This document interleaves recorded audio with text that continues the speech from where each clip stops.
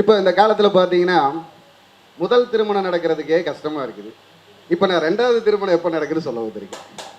எப்படி முதல் திருமணம் நடக்கிறதுக்கே கஷ்டமாக இருக்குது, எப்படி ரெண்டாவது திருமணம் நடக்குதுன்னு சொல்ல வந்திருக்கேன். அப்போ முதல் திருமணம் தடையானா தானே ரெண்டாவது திருமணம் நடக்கும். இப்போ அப்போ முதல் நண்பர் சொன்னார், அந்த காலத்தில் குப்பனுக்கு கூட 10 குழந்தை பிறக்கின்றார், அதோட முடிஞ்சு போச்சு பொருத்தம். ஆனால் இன்னைக்கு அப்படி இல்லை. இன்னைக்கு ஏகப்பட்ட விஷயங்கள் ஒவ்வொருத்தருக்கும் சனி பகவான் தான் வாழ்க்கை, ஜீவனம், வாழ்க்கை, தொழில், கர்மா. சனி பகவான் அதனால தான் அவரை 10ஆம் இடத்துக்கு கொடுத்துருக்காங்க. இந்த 10ஆம் இடத்துக்கு நேர் வீடா சுகஸ்தானத்தை கொடுத்துருக்காங்க, 4ஆம் இடத்தை.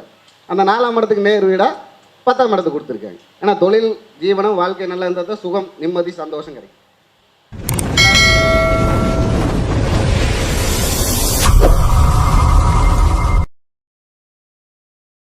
அடுத்ததாக கேரளாவிலிருந்து திருப்புரையாற்ற வருகை புரிந்துள்ள கேரளா பாலக்கோட்டை சேர்ந்த குரு மணிகண்ட ஐயா அவர்கள், முதல் திருமணம் தோல்வியடையும், 2வது திருமணம் உறுதியாக இந்த வயதில்தான் நடக்கும் என்ற அற்புதமான ஒரு தலைப்பில் பேச இருக்கிறார். முதல் திருமணம் தோல்வியடையும், 2வது திருமணம் உறுதியாக இந்த வயதில் தான் நடக்கும் அப்படிங்கிற தலைப்பில் திரு மதிப்பிற்குரிய குரு மணிகண்ட ஐயா அவர்கள் இப்பொழுது சிறப்புரையாற்றுவார். என்னை பெற்றெடுத்த என் தாய் தந்தையருக்கு என் நன்றியை தெரிவித்துக் கொண்டு, அவர்கள் பாத கமலம் தொட்டு அவர்கள் ஆசீர்வாதத்தை வாங்கி கொண்டு, எனக்கு இந்த கலையை கற்றுக் கொடுத்த எல்லா குருமார்களுக்கும் நன்றியை சொல்லி, அவையில் அமர்ந்திருக்கும் குருமார்களுக்கும் ஜோதிட ஆர்வலர்களுக்கும் ஆசான்களுக்கும் என் நன்றியையும் அவர்கள் ஆசீர்வாதத்தையும் வாங்கி கொண்டு, இப்போ இந்த காலத்தில் பார்த்தீங்கன்னா முதல் திருமணம் நடக்கிறதுக்கே கஷ்டமாக இருக்குது. இப்போ நான் ரெண்டாவது திருமணம் எப்போ நடக்குதுன்னு சொல்ல வந்திருக்கேன். எப்படி முதல் திருமணம் நடக்கிறதுக்கே கஷ்டமாக இருக்குது, எப்படி ரெண்டாவது திருமணம் நடக்குதுன்னு சொல்ல வந்திருக்கேன். அப்போ முதல் திருமணம் தடையானா தானே ரெண்டாவது திருமணம் நடக்கும். அப்போ முதல் திருமணம் தடை ஆகுமா? இல்லை, அது ஆகிற மாதிரி இருந்தால் ஜாதகம் எப்படி இருக்கு? அது எத்தனை வருஷத்துல ஆகும்? அது எப்படி ஆகும்?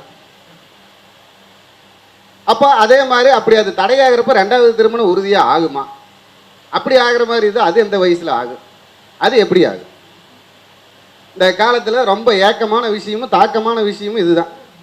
அப்படித்தானே? திருமணங்கிறதே ரொம்ப இப்போ கஷ்டமான ஒரு விஷயமா இருக்குது. ஏன்னா எதிர்பார்ப்புன்னு எல்லாருமே சொல்கிறாங்க, நான் சொல்லுவேன் அது கிரக அமைப்பு அப்படின்னு. இப்போ நம்ம நண்பர் சொன்னார், அந்த காலத்தில் குப்பனுக்கு கூட 10 குழந்தை பிறக்கின்றார், அதோட முடிஞ்சு போச்சு பொருத்தம். ஆனால் இன்னைக்கு அப்படி இல்லை. இன்னைக்கு ஏகப்பட்ட விஷயங்கள், ஒவ்வொருத்தருக்கும் ஒவ்வொரு முறை, ஒவ்வொரு செயல்பாடு, அதில் எல்லாரும் வெற்றி பெறணும், எல்லா ஜோதிடரும் நல்லா இருக்கணும். ஏன்னா என் குலம் ஜோதிட குலம், என் ஜோதிட குலம் வாழ்க, என் ஜோதிட குலம் வாழ்க. ஜோதிடர் எல்லாரும் நல்லா இருக்கணும். ஏதாவது ஒரு ரீதியில் அவங்களுடைய வருமானம், வாழ்க்கை, சந்தோஷம் அது அவங்களுக்கு கிடைக்கணும் அப்படின்னு சொல்லிட்டு, இப்போ ஏன் முதல் திருமணம் தடையாகும், அது எப்படி தடையாகும், ஏன் அதில் பிரிவு உறுதியாக வருமா? அதுக்கு எப்படின்னா, இப்போ ஒரு கிரக அமைப்பை உதாரணமாக போட்டிருக்கேன், எந்த ஜாதகத்தையும் போடல, உதாரணமாக கிரக அமைப்பு இப்படி இருந்தால் முதல் திருமணம் தடையாகும் அப்படிங்கிற. இப்போ பார்த்தீங்கன்னா, அதாவது சனி பகவானுக்கு 3ல் சுக்கிரன். இந்த சனி பகவானுடைய பார்வை ஸ்பெஷல் பார்வை 3ஆம் பார்வையில் சுக்கிரன் இருந்தால் ஒரு ஆண் ஜாதகத்தில், யார் ஜாதகத்தில்? ஆண் ஜாதகத்தில் அது உறுதியாக அந்த திருமணம் பிரியும். அது 10 பொறுத்து இருந்தாலும் சரி, இல்லை அவங்க ஒட்டுமொத்தமாக சந்தோஷமாக விட்டு வெளியே வராமல் இருந்தாலும் சரி. அதே மாதிரி 10ஆம் பார்வையாக சனி பகவான் இருந்தால், அதாவது சனி பகவான் சுக்கிரனுக்கு 10ல் இருந்தாலும், சுக்கிரனுக்கு 10ல் சனி பகவான் இருந்தாலும், ஏன் அப்படின்னா ஜீவனகாரகன் யாரு? வாழ்க்கை கொடுப்பவர் யாரு? சனி பகவான் தான் வாழ்க்கை, ஜீவனம், வாழ்க்கை, தொழில், கர்மா. சனி பகவான் அதனால தான் அவரை 10ஆம் இடத்துக்கு கொடுத்துருக்காங்க. இந்த 10ஆம் இடத்துக்கு நேர் வீடா சுகஸ்தானத்தை கொடுத்துருக்காங்க, 4ஆம் இடத்தை. அந்த 4ஆம் இடத்துக்கு நேர் வீடா 10ஆம் இடத்துக்கு கொடுத்துருக்காங்க. ஏன்னா தொழில், ஜீவனம், வாழ்க்கை நல்லா இருந்தால் தான் சுகம், நிம்மதி, சந்தோஷம் கிடைக்கும். எல்லாரும் நிம்மதி எங்கே தேடி பார்த்து அது எங்கேயும் இல்லைன்னா அது இப்படித்தான் இருக்கு. அப்போ அதுக்கு யாராவது சொல்லணும், அது யாரோ சொன்னாங்க, என்னென்னவோ சொன்னாங்கன்னு சொன்ன மாதிரி அதை சொல்லக்கூடியவங்க யாருன்னா, இந்த சனி பகவான்கிற ஜீவனமும் சுக்கிர பகவான்கிற அம்சமும். எப்படி? சனி பகவான் ஜீவன கிரகம், சுக்கிர பகவான் அம்ச கிரகம். அப்போ ஜீவனம் பிளஸ் அம்சம் நம்ம என்ன சொல்றோம்? அப்போ விவாகரத்து கேட்குறப்ப என்ன சொல்றோம்? அப்போ அது ஜீவனாம்சம் வாங்கு. ஜீவனாம்சம் வாங்கு. அது எத்தனை வருஷம் வாழ்வாங்க அப்படிங்கிறதுக்கு அவங்க ஜாதகத்தில் அந்த பாவகத்தில் இருக்கு. இப்போ ஒருத்தர் வந்து 10 வருஷம் வாழலாம், ஒருத்தர் வந்து 8 வருஷம் வாழலாம், ஒருத்தர் 10 நாளில் பிரிஞ்சு போயிடலாம், ஒருத்தர் 10 மணி நேரத்தில் பிரிஞ்சிடலாம், தாலி கட்டின 10 நிமிஷத்தில் பிரியலாம். அதெல்லாம் அவங்க கொடுப்பணும். அது அவங்க ஜாதகத்தில் நம்ம சொல்ல வேண்டிய விஷயம். ஆனால் உறுதியாக இந்த மாதிரி கிரகம் இருந்தால் பிரிவாங்களா? எழுதி கொடுத்துடலாம், எழுதி கொடுத்துடலாம். கடவுள் கிடையாது, நம்ம கடவுள் கிடையாது. ஆனால் அந்த கடவுளுடைய தேவைகளையும் அவருடைய தேவைக்கு தெரிந்த செயல்களையும் எடுத்து சொல்வதில் நமக்கு ஒரு பொறுப்பு இருக்குது. அப்போ இந்த மாதிரி இருந்த ஜாதகத்துக்கு எல்லாமே பிரிஞ்சிருமா? ஒருத்தர் சிலர் பிரியல அப்படின்னு கமெண்ட் எல்லாம் போடுவாங்க, நீங்க கடவுளா பெரியாளா அப்படி இப்படின்னாலும் பேசுவாங்க. அது பிரியலைன்னா அந்த மனைவி ஜாதகத்தில் இதே மாதிரி இருக்கும். எப்படி? அந்த மனைவி ஜாதகத்தில் இதே மாதிரி இருக்கும். அப்போ அங்கே உண்டான குணம் என்ன? 10ஆம் இடம் 4ஆம் இடம் சுகம், அந்த ஜீவனம் அவங்க 2 பேருக்கு துண்டிக்கப்பட்டிருக்கு. இது ஒரு பக்கம் போகும், இது ஒரு பக்கம் போகும். அந்த அம்சம் ஜீவனை தேடி வேற பக்கம் போகும், இந்த ஜீவன் அம்சத்தை தேடி ஒரு பக்கம் போகும். அது இல்லைன்னு யாரு சொன்னாலும் அவங்க ஜாதகத்தை கொடுக்குறப்ப நான் சொல்லுவேன். அப்போ இப்படி தடையானா மட்டும்தான் அடுத்த திருமணத்துக்கு போறோம். அடுத்த திருமணத்துக்கு நமக்கு போறப்போ இப்போ நம்ம வந்து முதல் திருமணத்துக்கு வந்து இப்போ நிறைய பேர் 1, 5, 9, 3, 7, 11 இந்த இணைவு வேணும், 1, 5, 9 இணைவு வேணும் அப்படிங்கிறாங்க. நான் சொல்றேன் 2, 4, 7, 10. என்னடா ஒவ்வொருத்தரும் ஒவ்வொன்றா சொல்லி குழப்பாதீங்க தயவு செய்து. ஏதாவது ஒன்று சரியா சொல்லுங்க, அப்பதான் நம்ம படிக்க முடியும். எல்லாரும் ஒவ்வொன்றா சொல்லி குழப்பினா எதைத்தான் படிக்கிறது? அப்போ படிக்கிறவங்க எல்லாம் மூளை இல்லாமல் போகணுங்க இருக்கா, இல்லை அறிவு இல்லை? அப்படி இல்லை. 12 பாவமும் வேலை செஞ்சால் தான் கல்யாணம் நடக்கும், இல்லைன்னா கல்யாணம் நடக்காது. லக்னங்கிற நாம 2ஆம் இடங்கிற தனம் குடும்பத்துக்காக, 3ஆம் இடங்கிற கையேந்தி, 4ஆம் இடங்கிற தாம்பூலம் எடுத்து, 5ஆம் இடங்கிற பெரியவர்கள் நிச்சயிக்கப்பட்டு, 6ஆம் இடங்கிற வேலைக்காரனை வச்சு பந்தல் போட்டு, 7ஆம் இடங்கிற களத்திர 2 ஒன்று சேர்ந்து, 8ஆம் இடங்கிறதுல பந்தப்பட்டு, 9ஆம் இடங்கிற தந்தை ஸ்தானத்தை பெற்று, 10ஆம் இடங்கிற கற்பத்தை தரித்து, 11ஆம் இடங்கிற யோகத்தை அனுபவித்து, 12ஆம் இடத்தில் அயன செய்யறதோட சந்தோஷமா இருக்கிறது தான் திருமணம். இந்த திருமணம் இப்படித்தான் அமையும். அப்போ அந்த திருமண காலத்தில் பார்த்தீங்கன்னா ஒருத்தருக்கு ஒன்று சேர்றப்ப 12 கிரகம் கரெக்டாக இருக்கும். 12 பாவத்துலேயும் 9 கிரகம் கரெக்டாக வேலை செய்யும். வேலை செய்யாமல் ஒரு ஆணோ ஒரு பெண்ணோ தொட முடியாது. அது கள்ளத்தனமாக இருந்தாலும் சரி, நல்லதனமாக இருந்தாலும். அப்போ அதைத்தான் நம்ம வந்து ஜாதகத்தில் ரொம்ப முக்கியமாக பார்த்துக்கணும். அப்போ இந்த முதல் திருமணத்துக்கு இந்த விதியை சொல்லியாச்சு, இந்த பாவம். அப்போ 2வது திருமணத்துக்கு எப்படி நம்ம வந்து செயல்படுத்தணும்? முதல் திருமணம் இந்த மாதிரி இருந்தால் பிரிவை வரும். இதே இடத்துல சிலர் சொல்லுவாங்க, எனக்கு இப்படியே இல்லாமல் இந்த சுக்கிரன் வந்து சனி பகவானுக்கு 4 இருக்கும்போது எங்களுக்கு டைவர்ஸ் ஆச்சு அப்படின்பாங்க. அதே மாதிரி இந்த சுக்கிரனுக்கு சனி பகவான் 9 இருக்கும்போதும் டைவர்ஸ் ஆச்சு அப்படிம்பாங்க. சுக்கிர பகவான் 9 இருக்கும்போதும் டைவர்ஸ் ஆச்சு அப்படிம்பாங்க. அப்படி ஆனாலும் இந்த சுக்கிரனோட சம்பந்தப்பட்ட கிரகம் இந்த சனியோட சம்பந்தப்படாமல் செய்ய முடியாது, இந்த சனியோட சம்பந்தப்பட்ட கிரகம் இந்த சுக்கிரனோட சம்பந்தப்படாமல் செய்ய முடியாது. அது ஆணாயாலும் பெண்ணானாலும். அப்போ நமக்கு முதல் கல்யாணங்கிறது வந்து 2, 4, 7, 10 தீர்மானிக்குது. எல்லாத்துடைய ஜாதகத்திலும் நீங்க உங்க கல்யாணம் ஆன மாசத்தையும், உங்க கல்யாணம் ஆன முகூர்த்த லக்னத்தையும், உங்க கல்யாணம் ஆன நட்சத்திரத்தையும் எடுத்து போட்டீங்கன்னா உங்க லக்னம் என்ன லக்னம்? இப்போ இது வந்து ஒரு கடக லக்னம்னு வச்சுக்கோங்க. இந்த கடக லக்னத்துக்கு 2ஆம் மாதம் என்ன மாதம்? ஆவணி மாதம். 4ஆம் மாதம் என்ன மாதம்? ஐப்பசி மாதம். 7ஆம் மாதம் என்ன மாதம்? தை மாதம். 10ஆம் மாதம் ஐப்பசி மாதம். சரி, 10ஆம் மாதம் சித்திரை மாதம். அப்போ சித்திரையில் பண்ண மாட்டோம். அப்போ இந்த 3 மாதத்துக்குள்ள ஒரு மாதத்துக்கு சொன்னீங்கன்னா கரெக்டாக இருக்கு. வரவங்களுக்கு ஜாதகத்தை பார்த்து இந்த மாதத்துக்குள்ள, இந்த 3 மாதத்துல ஏதாவது ஒரு மாதம் கல்யாணங்களான்னு கேளுங்க, ஆமாம் அப்படிம்பாங்க.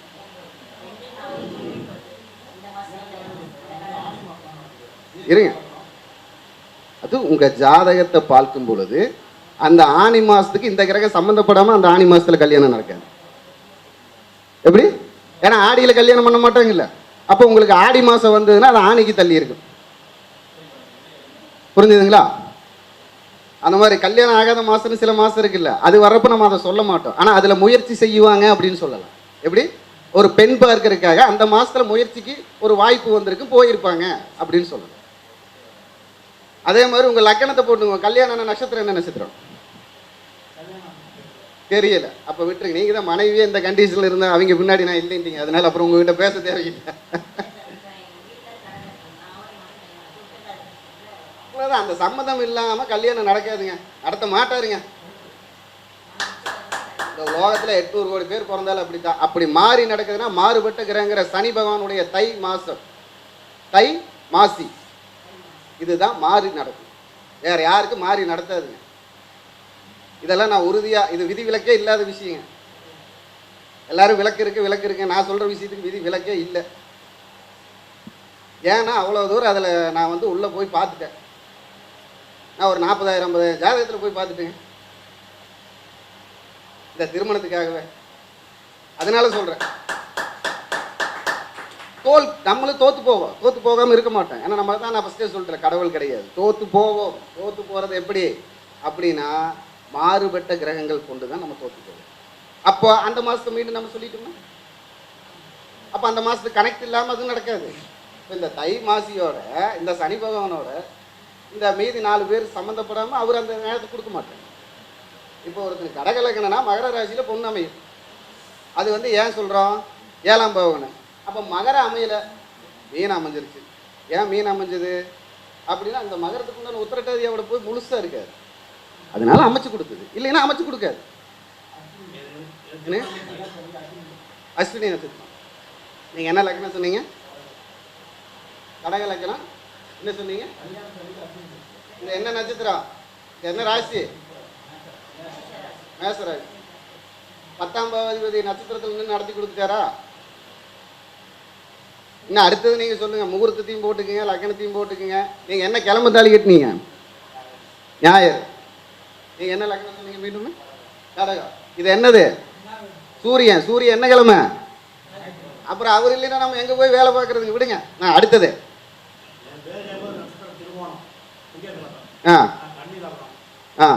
சரி, கன்னி லக்கணம். அப்போ உங்களுக்கு என்ன மாதம் கல்யாணம்? கன்னி லக்கணம் கார்த்திகை மாதம். நீங்கள் கார்த்திகை மாதம்னு எதை சொல்கிறீங்க? விருச்சிகத்தை சொல்கிறீங்க. இப்போ விருச்சிகத்தில் உங்களுக்கு கல்யாணம் ஆயிடுச்சு. இந்த விருச்சிக செவ்வாய் எங்கே இருக்காருங்க? எங்கே இருக்காரு? ரிஷபத்தில் இருக்கார். ரிஷபத்தில் இருக்கார் செவ்வாய். அப்போது கன்னி லக்கணத்துக்கு ரிஷபத்தில் செவ்வாய் இருக்காருன்னு 9ல் இருக்கார். அப்போ ரிஷபத்தில் செவ்வாய், இங்கே விருச்சிகம். கல்யாண கிழமை திங்கக்கிழமை. திங்கக்கிழமைங்கிறது என்னங்க? சந்திரன். நீங்கள் தனுசு லக்கணம் சொன்னீங்க, என்னது? கன்னி லக்கணம் சொன்னீங்க. கன்னி லக்கணத்துக்கு 11. அப்போ 2, 5, 9, 11. இப்போ நான் உங்களுக்கு சொன்னது மாறி இருக்குங்கிறதுக்காக நீங்கள் என்கிட்ட சொல்கிறீங்க எல்லாம் கரெக்டா? இல்லை, இதோட தொடர்பில் இந்த 4, 2 அதிபதி இப்போ 10ஆம் தொடர்பு இல்லாமல் இருக்காங்களா உங்கள் ஜாதகத்தில்?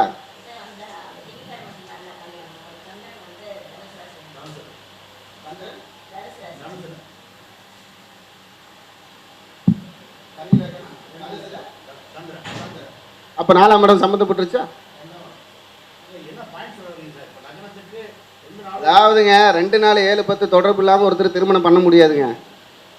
அவங்களால ஒன்று சேர முடியாதுங்க. அப்படித்தான் அவங்க ஒன்று சேருவாங்க, அப்படித்தான் வாழ்வாங்க. இது வந்து எல்லாத்துக்கும் அப்படித்தான். இன்னைக்கு பிறந்த குழந்தை வரைக்கும் அப்படித்தாங்க. 2ஆம் இடங்கிறதுக்கு லாஜிக் சொல்கிறேன். 2ஆம் இடங்கிறது தனம், வாக்கு, குடும்பம். 4ஆம் இடங்கிறது சுகம். சுகம் அனுபவிக்கணும்னா எந்த பாவகம் நல்லா இருந்தாலும் சுகம் அனுபவிக்க முடியாது. 4ஆம் பாவகம் இருந்தால் தான் சுகம் அனுபவிக்க முடியும். 7ஆம் இடங்கிறது கலத்திரம். ஒரு பொண்ணுகிட்ட சுகம் அனுபவிக்கணும்னா 7 இல்லாமல் அனுபவிக்க முடியாது. 7 இல்லாமல். ஆனால் அது ஆண் ராசி. அப்போ ஒரு ஆண் பெண்ணுக்கிட்ட போய் சுகம் அனுபவிக்கணும் 7 கரெக்டாக இருக்கணும் அவங்க ஜாதகத்தில். 10ஆம் இடம் ஜீவனம், வாழ்க்கை, கர்மா. அந்த ஜீவன வாழ்க்கை தரக்கூடிய கர்மா வந்து எப்பவுமே நமக்கு சம்மந்தப்படாமல் அந்த ஜீவனம் தொடங்காது. அது தொழிலுக்கு போனாலும் சரி, நாம் வந்து ஒரு கல்யாணம் பண்ணாலும் சரி, நாம் ஒரு வீடை கட்டினாலும் சரி, நம்ம அதில் படுத்து தூங்கும் போது சந்தோஷமாக இருந்தாலும் சரி, இதெல்லாம் நீங்கள் கணக்கு போட்டு உங்கள் ஜாதகத்தில் பார்த்துட்டே வாங்க, கரெக்டாக வரும்.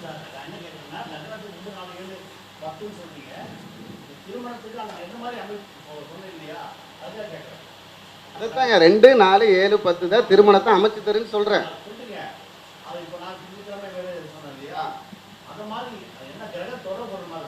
ஆமாம், அந்த 2, 4, 7, 10 இப்போ நீங்கள் நான் திங்கக்கிழமை பிறந்தேன். நீங்கள் சந்திர தொடர்பு 4ஆம் இடத்துல இருக்கக்கூடிய சந்திரன் ராசி உங்களுக்கு தொடர்பு பண்ணாமல் உங்களுக்கு கல்யாணம் நடக்கல. அது உங்கள் லக்கணத்துக்கு 4ஆம் இடம். அந்த சந்திரன் திங்கக்கிழமை தான் கல்யாணம் பண்ணார். என்ன நட்சத்திரம்னு சொன்னீங்க? திருவோணம். என்ன நட்சத்திரம்? அப்போ அந்த சந்திரன் தான் உங்களுக்கு திருவோணமாக வந்தார். கரெக்டுங்களா? அது இல்லாம அப்போ அந்த கண்டென்ட் அதுதான் உங்களை சுற்றி வரும். நீங்கள் அதை எடுத்து எழுதுனீங்கன்னா வந்தவங்கிட்ட கேட்டீங்கன்னா அதுதான் பார்க்கும்.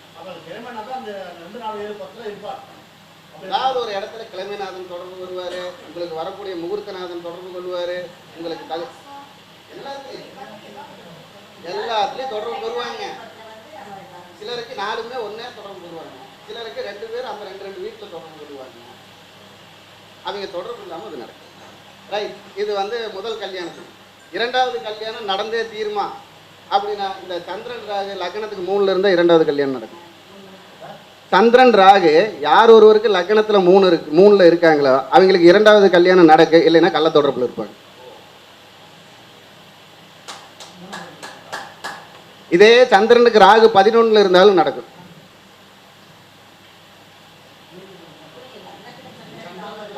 சந்திரனுக்கு ராகு 11ல் இருந்தாலும் நடக்கும்.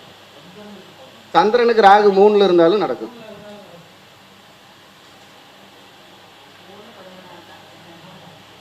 அதே மாதிரி அவங்க 2 பேரும் சேர்ந்து 3-11ல் இருந்தாலும். அப்படி இருக்கிறப்ப அவங்களுக்கு ஒரு திருமணம் உறுதியாக தடைபடும். இல்லைன்னா திருமணம் இருந்தாலும் அவர் வேறொரு வீட்டில் வாழ்ந்துட்டு இருப்பார். அப்படி இல்லாமல் இருக்க முடியாது. அதே கூட இந்த சந்திரன் ராகு கூட 8ஆம் அதிபதி 11ஆம் அதிபதி 9ஆம் அதிபதி சேர்ந்தா அவருக்கு 3-4 பொண்டாட்டியெல்லாம் இருக்கு. இந்த சந்திரன் ராகு கூட 8ஆம் அதிபதி 7ஆம் அதிபதி 11ஆம் அதிபதியும் சேர்ந்தா 8ங்கிற கள்ளத்தனமும் இருக்கு, 7ங்கிற ஒரிஜினலா இன்னொன்னு கூட இருக்கும், 11 அது ரெட்டிப்பாயிட்டே போகும். ஆமா, தெரிஞ்சினாலும் தெரியாம 9 அப்படிங்கிற மாதிரி இருக்கு.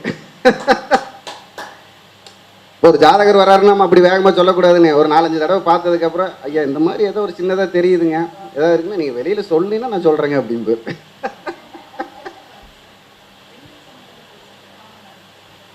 இல்லை நீங்கள் நம்மக்கிட்ட ஜாதகம் பார்க்குறப்பவே இது நடந்து தான் தீரு. நம்ம என்ன தான் போய் ஏங்க இதை பண்ணாதீங்கனாலும் ஆனால் அவன் கிடக்கிறான்டா இந்த நேரத்தில் அனுபவிக்க வேண்டியது கிடைச்சா தான் அனுபவிக்கணும் போட அப்படின்ட்டு போய் அவன் செய்ய வேண்டியது செஞ்சுட்டு போயிடுவான்.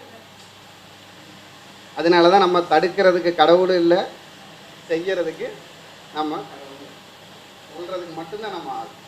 ஜட்ஜு மட்டும் நம்ம கையிலே இருக்கு. ஜட்ஜு சொல்கிறதே நடக்கிறது இல்லை. ஆனால் இதெல்லாம் விதிவிலக்கு இல்லாத விதிகள்.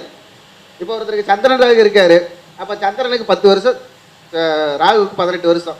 இந்த 18-10 28 வருஷம் அவங்க வாழ்வாங்களா? சத்தியமாலும் வாழ மாட்டாங்க. அப்போ இதில் என்ன பிரச்சனை வரும் அப்படின்னா, இந்த சந்திரனுடைய 10 வருஷமோ இல்லை இந்த ராகுவுடைய 18 வருஷமோ இல்லை இந்த ராகுக்கும் இந்த சந்திரனுக்கு 10 கழிக்கும் போது 8 வருஷம், இவ்வளோதான் அவங்க வாழ்க்கை. சிலவங்களுக்கு 8 மாதத்தையும் போகும். அந்த இடத்துல என் நண்பர் சொன்ன மாதிரி டிகிரியை பார்த்துக்கணும். எப்படி அது 8 மாதமா 2 மாதமா? ஏன்னா நான் ஒருத்தருக்கு சொன்னேன், குரு புதன் வந்து ரிஷபத்தில், அதை வந்து சுக்கிரன் வந்து பார்க்குறாரு. அப்போ குரு புதன் ரிஷபத்தில், புதன் 2 டிகிரி. முதல் நாள் கோயிலில் தாலி கட்டி 2வது நாள் அவங்க போலீஸ் ஸ்டேஷனுக்கு போயிட்டாங்களான்னு கேட்டேன். ஏன்னா செவ்வாய் அவர் பார்க்குறாரு. அது கட்டினது அக்கா பொண்ணான்னு கேட்டேன். 2 நாள் தான். 2வது நாள் நைட்டு அது காதல்னு கூட போயிடுச்சு, போலீஸில் கேஸு. அதுக்கு வந்து நம்ம டிகிரியை பார்த்துக்கலாம். பொதுவாகவே சொல்லிடலாம், ஆனால் டிகிரிங்கிறது இன்னும் உன்னிப்பாக சொல்லிக்கலாம். அப்போது இந்த மாதிரி 2வது திருமணம் நடக்கிறதுக்கு வந்து பார்த்தீங்கன்னா 9-7-11 தான் 2வது திருமணம். 9-7-7-9-11 அந்த 7-9-11 ஒரு பாவகத்தில் சேர்ந்திருந்தால் அவங்க கண்டிப்பாக 2 திருமணம் பண்ணுவாங்க. அந்த திருமணம் 2 பேரும் ஒட்டுக்காவே வச்சிருப்பாங்க. அவர் 2 போன மனைவியை கூட வச்சிருக்கிறவர் பார்த்தீங்கன்னா 9-7-11 சேர்ந்துருக்கும். 7-11 7-9-11 அந்த சேர்க்கை இல்லாமல் அவர் 2 பொண்டாட்டி கூட வச்சு குடும்பம் நடத்த முடியாது. எனக்கு தெரிஞ்ச ஒரு 3-4 பேர் கூடயே வச்சு குடும்பம் நடத்திட்டு இருக்காங்க. அதனால சொல்கிறேன். கோயம்புத்தூரில் ஒருத்தர் இருக்காரு, அப்புறம் நம்ம ஊரில் பாலக்காட்லேயே ஒரு 2 பேர் இருக்காங்க. அப்புறம் நிறைய இப்போ ஐயா கூட கலைஞர் ஜாதகத்தை போட்டார் இல்லைங்க, ஐயா ஜாதகத்தை போட்டார்ல, அதில் பார்த்தீங்கன்னா அந்த மாதிரி இருக்கும். அப்போ இதெல்லாமே வந்து பொதுவாக சினிமாக்காரங்களுக்கு 3/4 பேர்த்துக்கு பார்த்தீங்கன்னா அந்த மாதிரி இருக்கு.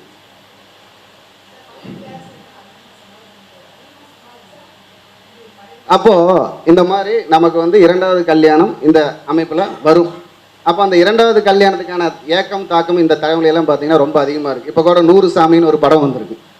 இந்த 100 சாமி படத்தோடைய கதை தலைமை என்னன்னு பார்த்தீங்கன்னா, ஒரு விடோவை கல்யாணம் பண்ணுறப்போ ஒருத்தர் என்னென்னத்தை அனுபவிக்கிறார் அப்படிங்கிறது தான். அப்போது ஏன்னா முதல் கல்யாணம் கூட நம்ம அதை இதையும் பொய் சொல்லி நடத்திடலாம், ரெண்டாவது கல்யாணத்துக்கு அப்படி பொய் சொல்ல முடியாது. ஏன் அப்படின்னா, அட இவன் என்ன கொடுமை பண்ணான்னு அந்த பொண்ணை கேட்டால் தானே தெரியும். அதே மாதிரி இன்னொரு பொண்ணுக்கிட்ட இவன் எப்படி நடந்தாலும் என்னன்னு யாருக்கு தெரியும், அவங்க விட்டுட்டு போனானா. இந்த பழிச்சொல்லையும் அவச்சொல்லையெல்லாம் தாண்டி தான் இரண்டாவது கல்யாணம் நடக்கணும். அதில் ஒன்றா சொத்தை அவங்க பேரில் எழுதி தரணும், இல்லைன்னா சொத்து இருக்கிறவங்க இவங்ககிட்ட அமைதியாக போகணும். ஏகப்பட்ட விஷயம் இந்த இரண்டாவது கல்யாணத்துக்கு மட்டும் ஏகப்பட்ட விஷயத்தை பார்க்கணும். அது இளமையில் இரண்டாவது கல்யாணங்கிறது வந்து பார்த்திங்கன்னா ரொம்ப கஷ்டம். போய் 4 மாதம் 3 மாதம் கூட வந்துட்டு வந்ததுக்கு பொண்ணோட விஷயம் தவறாக இருக்கலாம், பையனோட விஷயம், ஆனால் தவறு 2 பேர்த்து மேலேயும் வந்துட்டு இருக்கும்.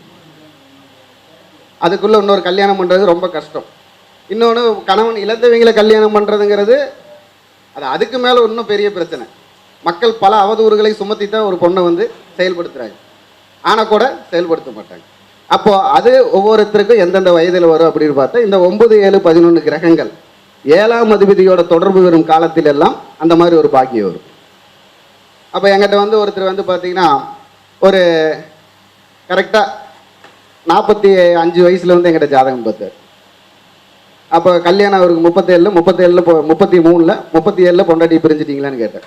ஆமாம் அப்படின்னாரு. அப்போ 37 பிரிஞ்சுட்டு 40 கேஸ் போட்டாங்களா அப்படின்னு கேட்டேன். ஆமாம் அப்படின்னாரு. இப்போ 49 வயசில் கேஸ் முடியுதுங்களா? 45 வயசுங்க, 49 வயசில் கேஸ் முடியும் அப்படின்னு. நீங்கள் ஒரு 20 லட்ச ரூபா வரைக்கும் கொடுக்க வேண்டியது வரும் அப்படின்னு. ஆனால் அவர் ஒரு 16 லட்ச ரூபா கொடுத்தேன் அப்படின்னாரு. அதுவும் கரெக்டு தானே, குரு பிரித்து கூட்டிகிட்டு போனால் 16 தானே கொடுக்கணும். அப்போது 53 வயசில் உங்களுக்கு கல்யாணம் ஆகும் அப்படின்னா, அப்போ அவருடைய லக்கணம் வந்து மீன லக்கணம். அப்போ மீன லக்கணம் இங்கே பார்த்தீங்கன்னா குரு புதன் சனி 3 பேர் இருக்காங்க. குரு புதன் சனி கன்னியில் இருக்காங்க. அப்போ குருவுக்கு 16 வருஷம், புதனுக்கு 17 வருஷம், 33, சனி பகவானுக்கு 19 வருஷம், 52 வயசு முடிஞ்சு 53 வயசு 3 மாதத்தில் உங்களுக்கு கல்யாணம் ஆயிரும் அப்படின்னு. ரெண்டாவது கல்யாணம் இப்போ ஒரு 3-4 மாதம் ஆச்சு ஒரு கல்யாணம் முடிஞ்சு. அப்போ அந்த மாதிரி அந்த இணைவுகளை வைத்து இரண்டாவது கல்யாணம் எப்போ நடக்குன்னு சொல்ல முடியும். அதை சொல்ல முடியும்னு சொல்றது குடுப்பணம் இருந்தால் சொல்ல முடியும். அதையும் பார்க்குறவங்க தெரிஞ்சுக்கணும்.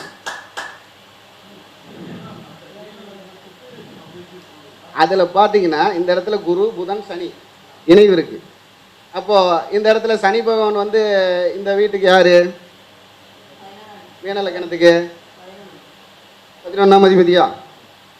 புதன் பகவானோ? புதன் பகவான் 7ஆம் அதிபதியா? குரு பகவானோ? நமக்கு லக்னாதிபதி, அதாவது லக்னாதிபதியும், ஏன்னா லக்னம் வளர்த்தவன் ராஜா. ராஜாவுக்கு தான் நிறைய பேர் இருப்பாங்க கூட பூஜாவா. அந்த காலத்தில் யார் அதிகமாக வச்சு கூட வச்சுருந்தாங்க? ராணி கூட இருந்தாலும் அந்த புறத்தில் தேனி அதிகமாக இருக்கும். அப்போ லக்னம் வளர்த்தவனுக்கு 7ஆம் அதிபதி சம்பந்தப்பட்டு 11ஆம் அதிபதி தொடர்பு பெற்று அவர் வந்து ஜாலியாக சந்தோஷமாக இருப்பார், சுகபோகமாக. அப்போது இந்த மாதிரி இரண்டாவது திருமணமும் முதல் திருமணமும் தடை இருக்கிறது. ஏன் முதல் திருமணம் தடை வருதுன்னு பார்க்குறப்போ, கண்டிப்பாக ஒரு ஜாதகத்தில் 10 பொருத்தம் இருந்தாலும் நமக்கு பாவக பொருத்தம் நம்ம என்னென்ன பொருத்தத்தில் பார்க்குறோமோ 36 வகையான பொருத்தங்கள் எந்த பொருத்தத்தில் பார்த்தாலும் சனி பகவானும் சுக்கர பகவானும் இந்த பார்வையில் இருக்காங்களான்னு பார்த்துக்கணும். எங்கள் ஐயா நல்லா சொல்லுவார், குருஜி ஐயா சதீஷ்குமார் ஐயா. 6-8 சனி பகவான் வந்துட்டு சனி சுக்கரன் வந்துட்டாவே குடும்பத்தில் பிரச்சனை இருக்குன்னு ஒரே வார்த்தையில் சொல்லிடுவார். ஜாக்கிரதையாக இருந்துக்கணும் அப்படின்னு அவர் சொல்லுவார். அப்போ இந்த 6-8ங்கிறது என்னன்னா, நமக்கு பொதுவாக சத்ரு யோகம், 8ங்கிறது ஒரு அவமானம். அப்போ அதை கடந்து வர வேண்டியது ஒரு சூழ்நிலை கண்டிப்பாலும் வரும். இந்த சுக்கிரனும் சனியும் 6-8ஆக ஒரு குடும்பத்தில் வந்தால் அது தேவையில்லாத இடத்துல இருந்ததுன்னா பிரிவு வரும். நாம் என்ன சொல்கிறோம்னா, சுக்கிரனோட சனியுடைய ஸ்பெஷல் பார்வை 3-10. இந்த 3-10 போய் சுக்கிரன் உட்காரக்கூடாது. அப்புறம் சனி பகவானுக்கு ஃப்ரண்டில் பார்வை இருக்கா பேக்கில் பார்வை இருக்கான்னு ஒன்று. இருட்டுக்குள்ளே எப்படி எல்லாரும் நடப்பீங்க? இருட்டுக்குள்ளே எல்லாரும் எப்படி நடப்பீங்க? எப்படி நேரம் நடப்பீங்க? தப்பி தப்பி நடப்பீங்க. ஒரு தடவை பின்னாடியும் திரும்புவீங்க, ஒரு தடவை முன்னாடியும் திரும்புவீங்க.